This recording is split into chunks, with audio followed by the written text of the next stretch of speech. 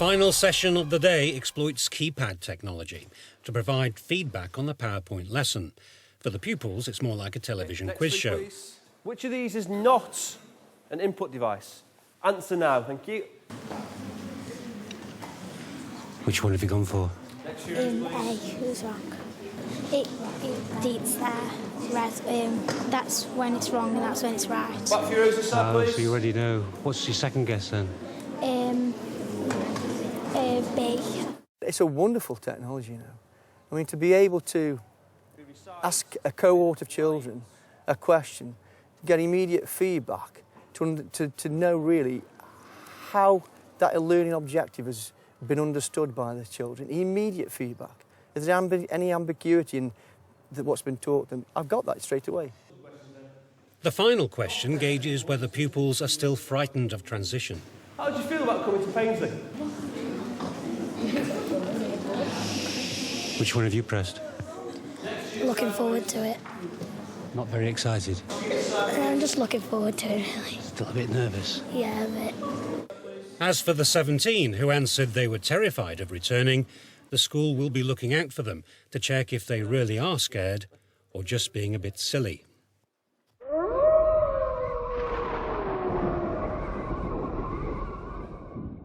At King Edward VII High School in Melton Mowbray, children had even more reason to be alarmed about joining Year 7. The school has nearly 2,000 pupils, but the Year 7 intake is just 100. That's because most of the pupils go through middle schools and arrive at the high school in Year 10. Nervousness amongst lower years may have been contributing to disappointing results at Key Stage 3. The backdrop really was to ease the transition from primary to secondary, acknowledging that the students are joining a very large organisation. You felt that transition was the key to improving results? It certainly was a part and parcel of the process, yes. It's not the only factor, but obviously if you can get the transition right, then any learning loss that typically does happen when students transfer from one key stage to another can be minimised. A working party came up with plans to transform the learning environment, to give pupils their own space and their own wireless network. All the lower years are kept together in one building, known as the Sarson Centre.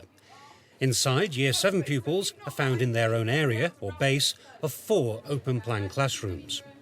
We took a suite of 4 adjoining classrooms, we knocked out the corridor, and we actually made our Year 7 e-learning base. That base is solely for the use of Year 7 students, so it gives them a sense of security, it gives them some ownership over a space in the school, and therefore most of their lessons are delivered within that base. In fact, over 50% of their time is taught lessons in the base. Students actually only leave for specialist lessons when they need facilities such as in science, design, technology and PE and so on. This corridor in another part of the school highlights the difference made by the makeover. The Year 7 territory is also colour-coded, so you know when you're crossing the border and entering the terrain of Year 8. It gives them an environment to identify with, to have access to, that's a safe environment.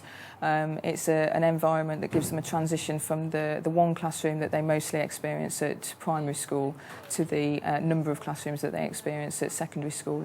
If you don't get it right at Year 7, you're going to struggle to keep that hold of the students, and I think to move into such a big school in such a way as having to go and find your way around the big campus, I think would be very difficult for a lot of them to make that transition. The school's website was also developed to aid transition. Year 7 has its own portal, so pupils know what to expect before they arrive and what to do once they've got there.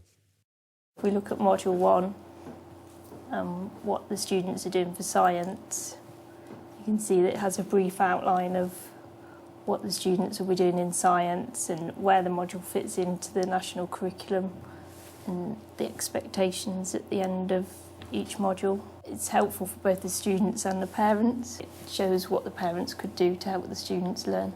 We've also got the induction booklet, and it has all the key information. Which one of those questions do they click on the most? I suppose the times of the school day are all essential. I suppose they're all essential information. It helps with transition in a number of ways. Number one is actually showing them the information, but also the fear of the unknown is very pertinent to students in Year 6 transferring into Year 7. They have all the horror stories that generally happen around transition. For them to actually go onto a website and see photographs of current Year 7, to actually be able to read about the activities that they will be engaging in, to actually embark on a discussion with current Year 7 via the portal, look at key events, look at all of the information that's on there and actually relate to students that have been through this experience the year before and read about their experiences, that can really set their fears at rest and therefore they're not entering the fear of the unknown.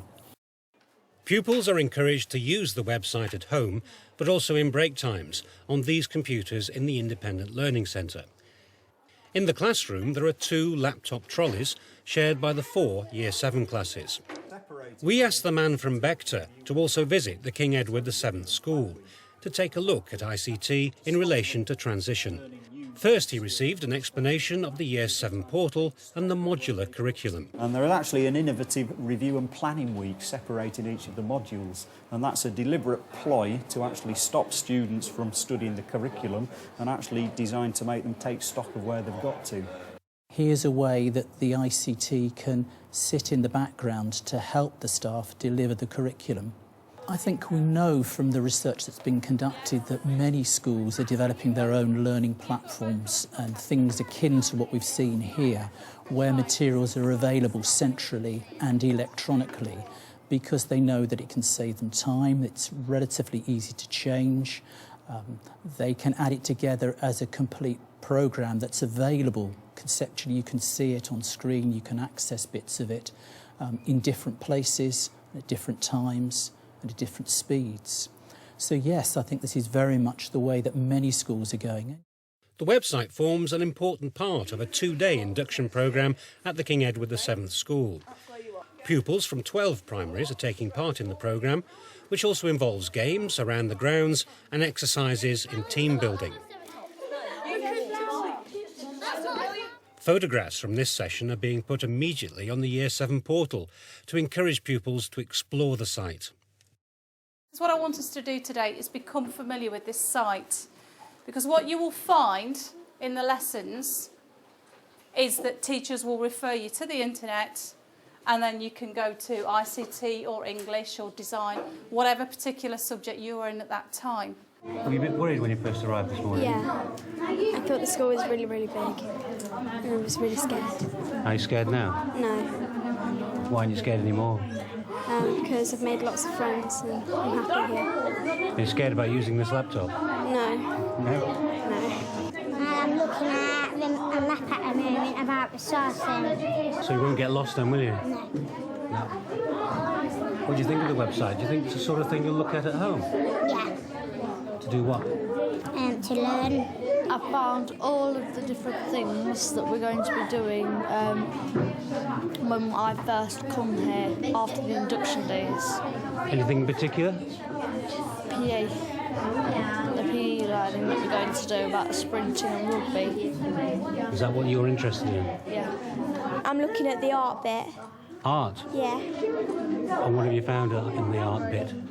Next year we're looking at drawing gods. Gods? Yeah. And it looks really fun. So you'll come back, will you? Yeah. I've found a load of educational games. Yeah? About what? Like one about the human body where you've got to put the right parts in the right places. What happens if you don't? A bunch of baby maggots come and eat up the part and you've got to try again. Charming. And did you find that on the King Edward VII website? Yeah. How's the lesson gone? Everyone seems to be enjoying themselves. Yeah, I think they've managed to find their way around the intranet, the school site. They've all managed to log on really well and get the hang of the passwords. One of the main issues in the classrooms like this is health and safety, which I think they've managed to get a hold of. Do you think it does settle pupils into their new school? Yeah, I think it helps them because I think a lot of students feel comfortable when they're using the computers. So today I've noticed that the students have relaxed into using them because they're happy using them. They've used them quite a lot in primary school. And it just lets them see what they're doing during their induction period and then gives them an overview of what the school's like when they start in September. Here's the benefit of the technology, bringing the learning to the learner rather than the learner having to go to the learning, because they're using portables and wireless technology to allow them to fulfil that objective of teaching the children in class groups. I certainly think it's the case from my experiences having been a secondary school teacher that young children entering a large secondary school initially do find that very daunting, because they could be in a science lesson for their first lesson, the next one might be biology, and they'll have to get used to finding it. I'm not saying that long term they haven't got to get used to that, but in order to gently aid the transition, it seems to me this is what the staff are doing here. The induction day also includes an introduction to the Independent Learning Centre, where pupils are once again encouraged to use the Year 7 portal, this time through a PowerPoint presentation. On the back of it shows you how you can access it from home, so your parents or your guardian can have a look at the work that you're doing at school and help you with your homework. It's followed by a quiz.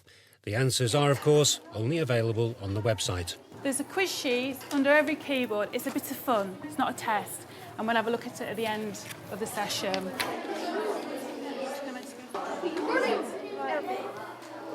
It's really good.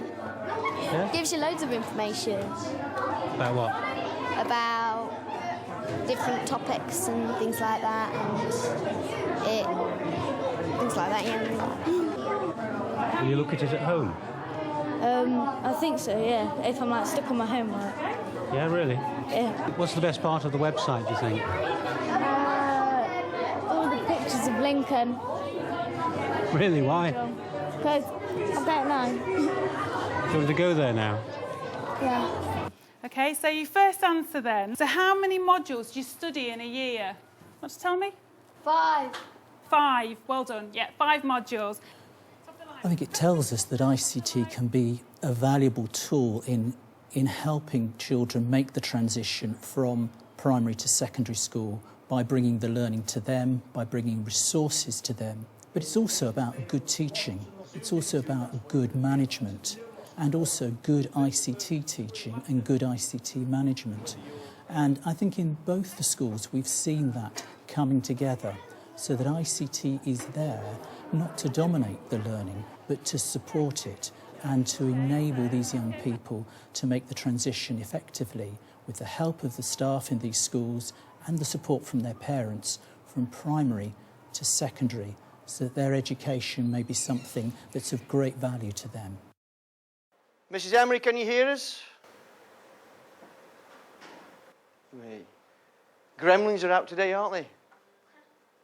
We've just had this working a minute ago. Of course, when you're introducing new technologies, there's always a danger of something going wrong. But what are a few gremlins when tackling such a major nightmare?